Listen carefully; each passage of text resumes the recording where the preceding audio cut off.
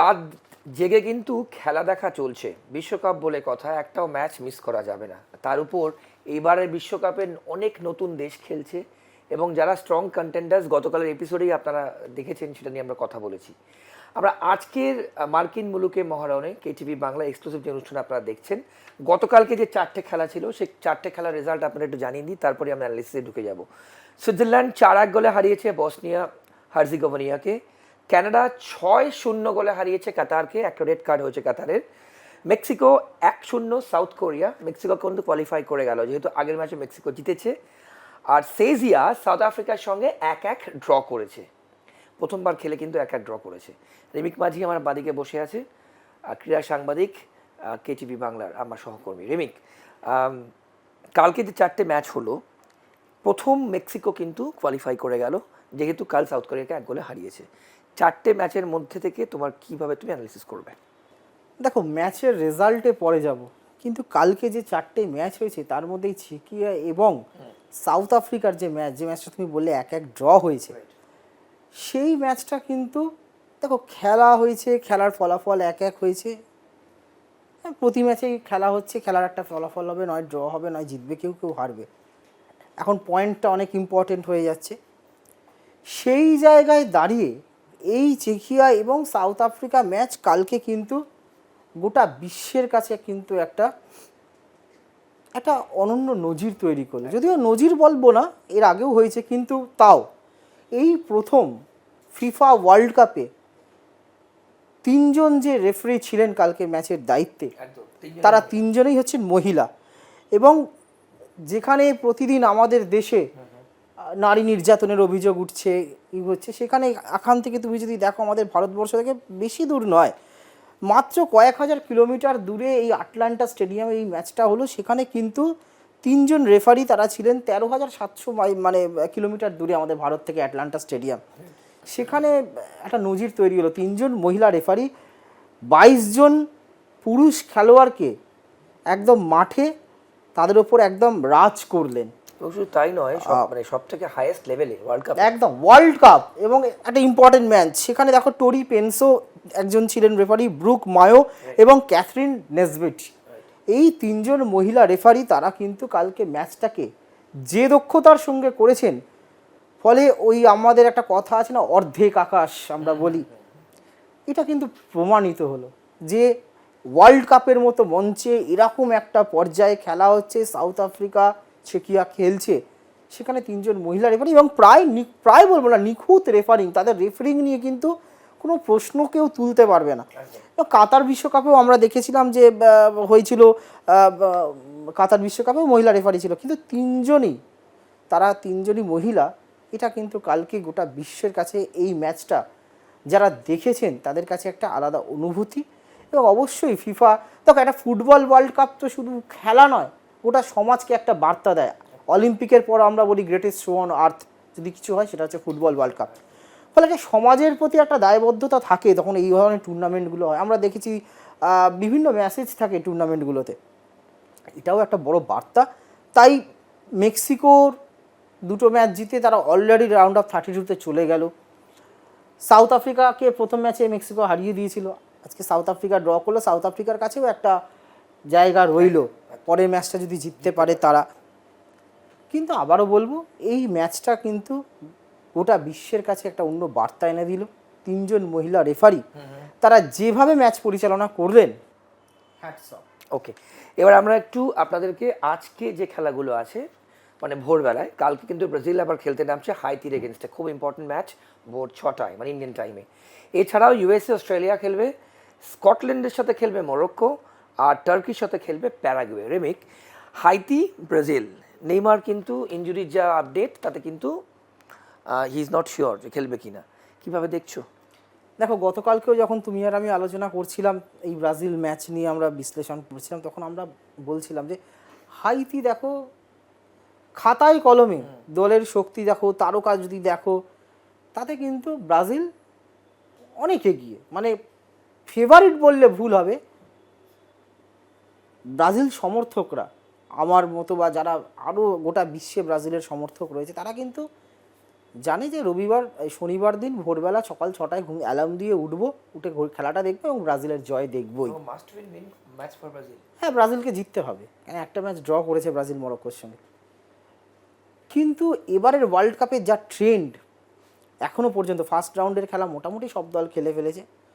ছোট দলগুলো যেভাবে তারা পারফর্ম করছে, ব্রাজিল যতই ফেভারিট হোক, লড়াই যে একদম হবে না বা ফাঁকা মাঠে ব্রাজিল গোল করে দিয়ে যাবে। দেখো এই হাইতিও ঘাস কাটতে আসেনি মাঝে, তারা কোয়ালিফাই খেলে তাদের তাদের ইয়ে থেকে তারা কোয়ালিফাই করেছে ওয়ার্ল্ড কাপে। ওয়ার্ল্ড কাপে কোয়ালিফাই করাটা মুখের কথা নয়।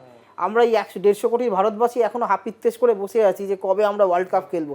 সেখানে হাইতির মতো দেশ একটা ওয়ার্ল্ড কাপ খেলছে, তার মানে তাদের কোয়ালিটি আছে। এবং তার থেকে বড় কথা কিন্তু উজবেকিস্তান খেলছে, আরো অনেক দল খেলছে সেখানে। কত ছোট দেশ যে এশিয়া, তারা খেলছে। যে আমাদের দেশে পিকে ব্যানার্জি থেকে শুরু করে প্রাক্তন দিকপাল ফুটবলাররা যারা এই কোরিয়া জাপানকে একটা সময় বলে বলে হারিয়ে, তো সেই জাপান কোরিয়া আজকে ওয়ার্ল্ড কাপ খেলে, আমরা ভারতবর্ষ এখনো ওয়ার্ল্ড কাপ কোনোদিন কোয়ালিফাই করতে পারলাম না। সে কষ্ট আমাদের বইতে হবে, হয়তো এই জন্মে দেখে যেতে পারবো কিনা জানি না যে ওয়ার্ল্ড কাপে ভারতের ট্রাই কালার। কিন্তু যেটা বলছিলাম, ব্রাজিলকে কিন্তু জিততে হলে অনেক জায়গায় অনেক কিছু রদবদল করতে হবে। কোচ আনসেলোত্তি চরম অভিজ্ঞ কোচ, তার কোচিং অভিজ্ঞতা নিয়ে প্রশ্ন তোলার কোনো জায়গা নেই। এই ওয়ার্ল্ড কাপে যে 48টা দেশ খেলছে, তাদের মধ্যে অন্যতম অভিজ্ঞ এবং খুব ট্যাকটিক্যাল কোচ হচ্ছে কার্লো আনসেলোত্তি। রিয়েল মাদ্রিদে তিনি যখন কোচ ছিলেন তখন তিনি কি সাফল্য দিয়েছেন এটা সমস্ত ফুটবল প্রেমী মানুষরা জানেন।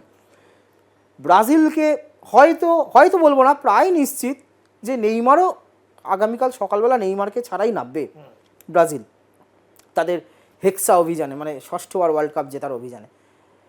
যেটা এখনো পর্যন্ত ব্রাজিল ড্রেসিং রুমের খবর, সেটা হচ্ছে নেইমারকে খেলানোর কোনো ঝুঁকি নিচ্ছে না। তবে একটা খুশির খবর, নেইমার গত 2 দিন ধরে বল নিয়ে হালকা অনুশীলন করছেন, দলের সঙ্গে করছেন না, তিনি মাঠের এক প্রান্তে হালকা বলের সঙ্গে দৌড়চ্ছেন, হালকা ট্রেনিং করছেন উইথ দ্য বল। এটা ভালো। কেন, আমি তো গতকালকেও আমরা বলছিলাম যে নেইমারকে নিয়ে ভাবনা চিন্তা এই মুহূর্তে কার্লো আনসেলোত্তির আছে বলে মনে হয় না, কেননা তিনি নকআউট থেকে নেইমারকে নিয়ে ভাবছেন, মানে পূর্ণ সুস্থ করে নকআউট থেকে নতুন ব্রাজিলকে নিয়ে দেখাতে চান।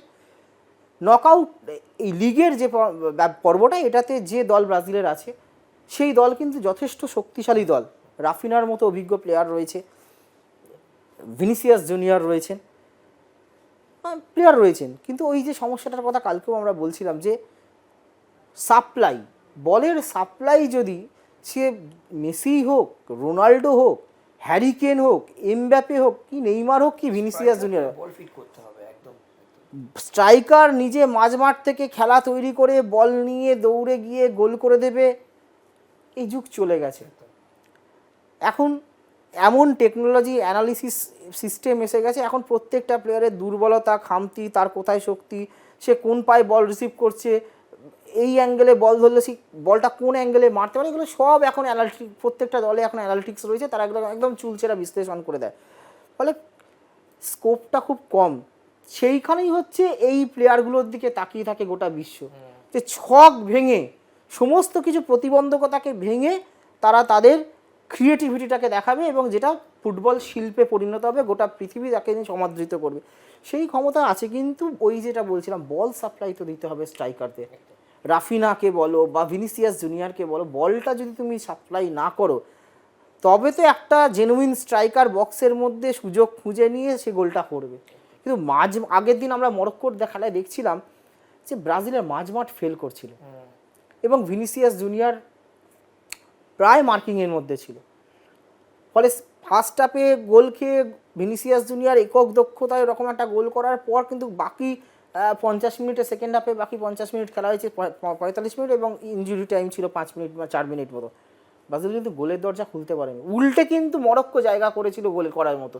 অ্যালিসন ব্রেকার দুটো দুর্ধর্ষ সেভ করেছে বলে, নাহলে ব্রাজিল হেরে যেতে পারতো ম্যাচটা। ব্রাজিলের ডিফেন্স নিয়ে বলার কিছু নেই, ডিপ ডিফেন্স ব্রাজিলের যত খুবই ভালো, কিন্তু আগের দিন একটা গোল হয়ে গিয়েছিল। ফলে আশা করা যায় যে ভুলভ্রান্তিগুলো, খামতিগুলো ছিল সেগুলো নিশ্চয়ই ব্রাজিলের ড্রেসিং রুমে কোচ আনসেলোত্তি এবং তার পুত্র, এটা মাথায় রাখতে হবে, কোচ আনসেলত্তির এই ব্রাজিল দলের যতটা সাফল্যের পেছনে যতটা কৃতিত্ব থাকবে, সমান পরিমাণ কৃতিত্ব থাকবে আনসেলত্তির ছেলে। কেননা সে কিন্তু এই দলটাকে নিয়ে কাজ করছে, কারণ আনসেলত্তি যেখানে যায় তার অ্যাসিস্ট্যান্ট হিসাবে তার ছেলে যায়, এবং কোন সময় কাকে সাব করিয়ে পরিবর্তন করে কোন প্লেয়ারকে এনে গোল করিয়ে দিয়ে বাজিমাত করা যায় সিদ্ধ হস্ত আনসেলত্তির ছেলে। ফলে এই ট্যাকটিক্যাল বিষয়গুলো নিয়ে আলোচনা হবে এবং আশা করবো ব্রাজিল গত ম্যাচ মরক্কো ম্যাচে যে ভুলভ্রান্তিগুলো করেছে সেগুলো কাটিয়ে উঠে ব্রাজিল একটা নতুন ফুটবল উপহার দেবে, যেটা দেখার জন্য এখনো পর্যন্ত গোটা পৃথিবী মুখিয়ে রয়েছে। একদম রিমিকে অনেক ধন্যবাদ তোমার অ্যানালিসিসের জন্য। আমাদের আজকের পর্ব এই পর্যন্তই। আমরা প্রতিদিনই যতদিন ওয়ার্ল্ড কাপ চলবে আমরা অ্যানালিসিস করব যে যে দলের খেলা থাকবে, যে দেশের খেলা থাকবে, এবং অবশ্যই আপনাদের সামনে তুলে ধরার চেষ্টা করব যে কোন দল কোথায় দাঁড়িয়ে আছে এবং কোন দল জিততে পারে, কে প্রসিড করতে পারে পরের রাউন্ডে। আজকের পর্ব এ পর্যন্তই। অন্যান্য সব খবরের জন্য আপনাদের চোখ থাকুক কেটিভি বাংলার পর্দায়।